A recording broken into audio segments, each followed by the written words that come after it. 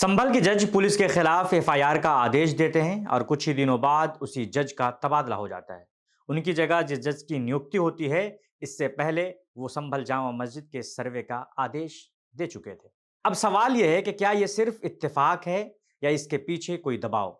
संभल के सीजीएम यानी मुख्य न्यायिक मजिस्ट्रेट के ट्रांसफर के बाद सोशल मीडिया से लेकर कोर्ट परिसर तक बस एक ही सवाल गुजरा है, क्या एएसपी अनुज चौधरी पर एफआईआर का आदेश देना ही जज के तबादले की वजह बना। दरअसल इलाहाबाद हाईकोर्ट के प्रशासनिक आदेश के तहत संभल के सीजीएम विभांशु सुधीर समेत कुल 14 न्यायिक अधिकारियों का तबादला कर दिया गया है। सीजीएम विभांशु सुधीर को अब सुल्तानपुर में सिविल जज सीनियर डिवीजन के पद पर तैनात किया गया है।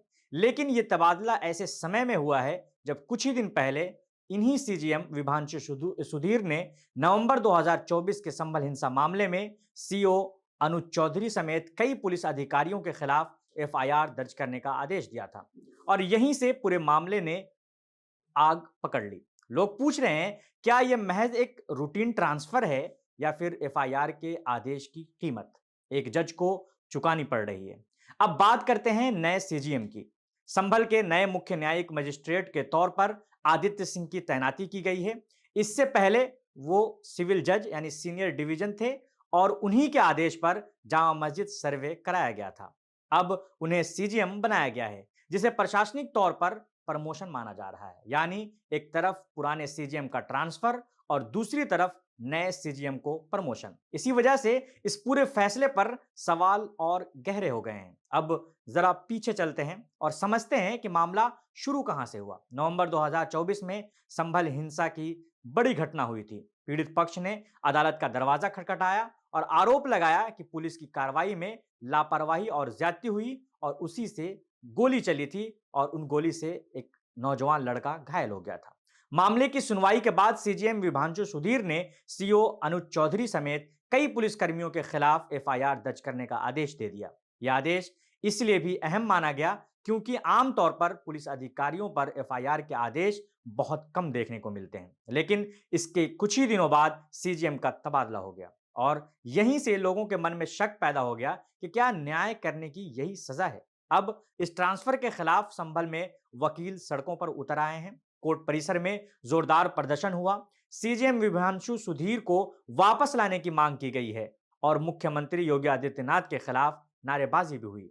वीडियो देखिए। योगी जब जब डरता है पुलिस को आगे करता है। योगी जब जब डरता है पुलिस को आगे करता है। गुंडागर्दी नहीं चलेगी, तानाशाही नहीं चलेगी, गुंडागर्दी नहीं चलेगी, तानाशाही नहीं चलेगी। योगी जब जब डरता है पुलिस को आगे करता है। सीजीएम साहब को वापस लाओ, सीजीएम साहब को वापस लाओ, सीजीएम साहब को वापस लाओ, सीजीएम साहब को वापस लाओ, सीजीएम साहब को वापस लाओ।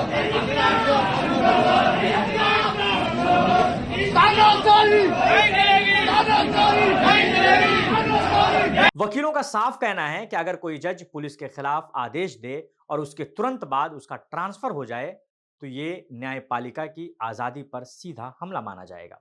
वकीलों का यह भी कहना है कि इससे आम जनता के मन में यह डर बैठता है कि ताकतवर लोगों के खिलाफ फैसला देना आसान नहीं है। हालांकि दूसरी तरफ प्रशासन का कहना है कि यह तबादला पूरी तरह एक सामान्य प्रशासनिक प्रक्रिया का हिस्सा है और इसे एफआईआर के आदेश से जोड़कर देखना गलत है।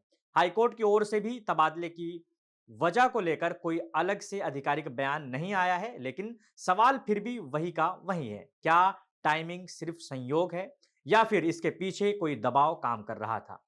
अब एक और अहम सवाल जिस पर लोग जवाब चाहते हैं कि एएसपी अनुज चौधरी के खिलाफ एफआईआर के आदेश के बाद अब तक ये साफ नहीं हो पाया है कि एफआईआर वाकई दर्ज हुई है या नहीं और जांच कहां तक पहुंची है और एफआईआर आखिर कब होगा, कब उच्च न्यायालय इस पर संज्ञान लेगा। यानी एक तरफ जज का ट्रांसफर हो गया, लेकिन जिस एफआईआर को लेकर पूरा बवाल मचा उस पर कार्रवाई को लेकर अब भी तस्वीर साफ नहीं है। यही वजह है कि यह मामला अब सिर्फ एक ट्रांसफर की खबर नहीं रह गया बल्कि एक बड़ी बहस बन चुका है। न्यायपालिका बनाम व्यवस्था और कानून बनाम ताकत। संभल के सीजीएम के ट्रांसफर के बाद उत्तर प्रदेश के पूर्व मुख्यमंत्री अखिलेश यादव जी का भी ट्वीट सामने आया है। उन्होंने अपने ट्वीट में कहा कि सत्य स्थानांतरित नहीं होता, उसका स्थान अचल है। न्यायपालिका की स्वतंत्रता का हनन सीधे सीधे लोकतंत्र का हनन है। स्वतंत्र न्यायपालिका ही संविधान की अभिभावकीय सुरक्षा कर सकती है। सोशल मीडिया पर भी लोग दो हिस्सों में बटे हुए हैं। कुछ लोग कह रहे हैं कि ये सिर्फ एक रूटीन पोस्टिंग है, जबकि कई लोग इसे सजा वाला ट्रांसफर बता रहे हैं। फिलहाल इतना तय है कि संभल का ये मामला अब सिर्फ एक जिले तक सीमित नहीं रहा, ये पूरे सिस्टम से जुड़ा सवाल बन चुका है।